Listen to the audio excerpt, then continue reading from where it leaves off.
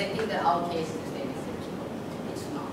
Because what happens in the status quo is that families can be witnesses, families can decide, can only say what has happened. But they can never decide whether this person is innocent or guilty. They can never decide what kind of punishment these guys take. They can never lie up there and stand. They can only give the cold, hard facts. But under our case, here's what we're doing. We're telling these family members that they're allowed to choose whether, or they're allowed to forgive these family members and therefore let them off their crime. That's fundamentally different, right?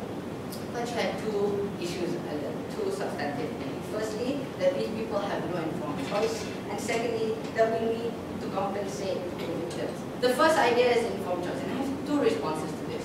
Firstly, what's the harm of having this no informed choice, right? Given the fact that this informed choice is not to let these people, because you have to understand the psyche of these family murders who are affected. They're not biased towards letting these people out. They're biased towards not letting these people out. That's a very interesting difference, right? Because it's something that I like to call anti-bias. It's a separate bias that the juries simply don't have, right? That rational calculus is not necessarily a bad thing, A, and just because they don't know who the laws, or what the laws are, that doesn't mean that they can't affect, because they can't choose what happens towards the murderers or the family victims, right? But secondly, why exactly do we protect that informed choice in the first place? Because we think that at the end of the day, having that, or protecting that choice is more important, because allowing them to be fully rehabilitated, or allowing the families to be fully rehabilitated is also important,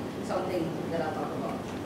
But the second thing they said was this. They said they want to compensate the victims. And here we have to really analyze, who are the real victims here? Because at the end of the day, you have to concede that the families of these victims were affected much more than society, right? The fact that these family members were affected directly, that these family members had to make sacrifices for this family. The fact that they're forgiving means that they're serving as a moral arbiter for society itself, right? Given the fact that they were directly affected. I have two substantive. Okay, firstly, this idea behind murderers, why it's better rehabilitation for the murderers. Secondly, this idea behind rehabilitation of the families. And yeah, that's all. The first idea is this idea behind murderers. And here's where my point directly clashes. Sit down. Here's where my point directly clashes with this, right? Because when you understand that will society be harmed, you have to analyze status quo. How do we let off a criminal right now? Because if society decides that this person is criminal, who decides? It doesn't matter, right? Because we don't convict people based on the fear of society. The person who will eventually decide is the jury.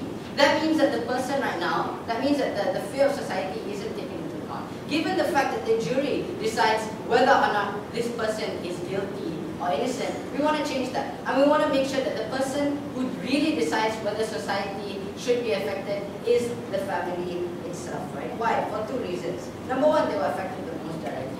But secondly, we think that they have the most emotional connection towards these people. And that affects society's psyche as a whole, right? Because they see that if they think that the jury let them off, if they see that the jury let them off, the jury let off the murderer, they think that the jury happened to be some person who had no emotional connection. But if they see that the family themselves let them off, they think that the family had a strong reason to let them off. That's what compensates for the fear in society, right? The second idea is rehabilitation, and I'll look at this from two different angles. Firstly, the idea behind the rehabilitation of these criminals, and secondly, the rehabilitation for the families, right? We think that even though these murderers are getting life sentence, rehabilitation is extremely important for them. Because ultimately, putting them back in society is also important. But before that, yes. So it's extremely harmful when the state says that you can compensate some crimes to say it's okay. We believe that an inconsistent stance.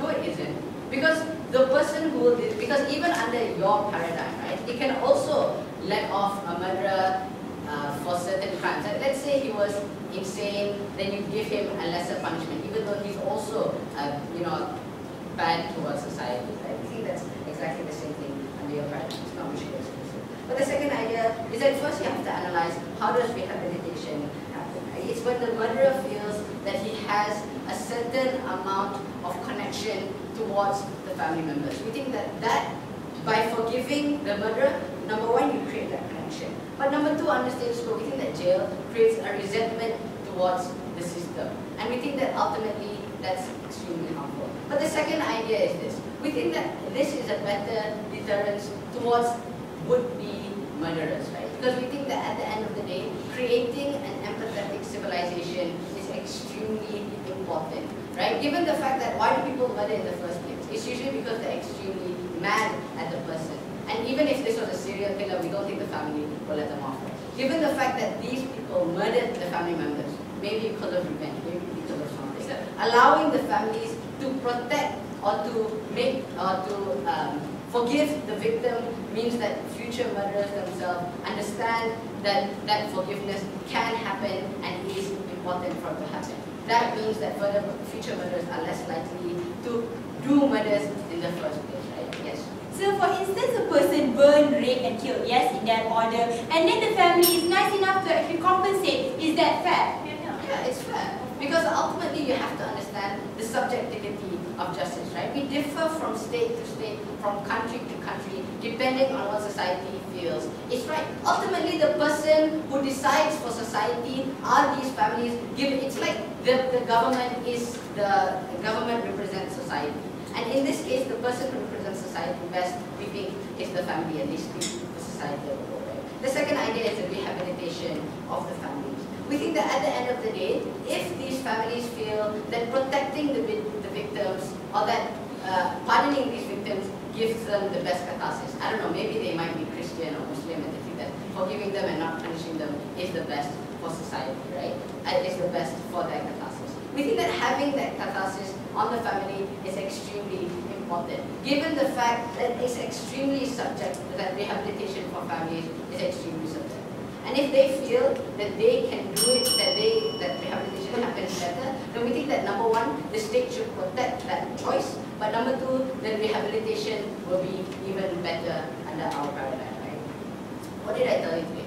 I told you that ultimately the points of the Prime Minister, of the Leader of Opposition had no bearing on it. She talked about society that wasn't even affected. She talked about an informed choice that didn't matter. We actually told you how justice is better served under our case. We told you how society needs this, and that's why we made it.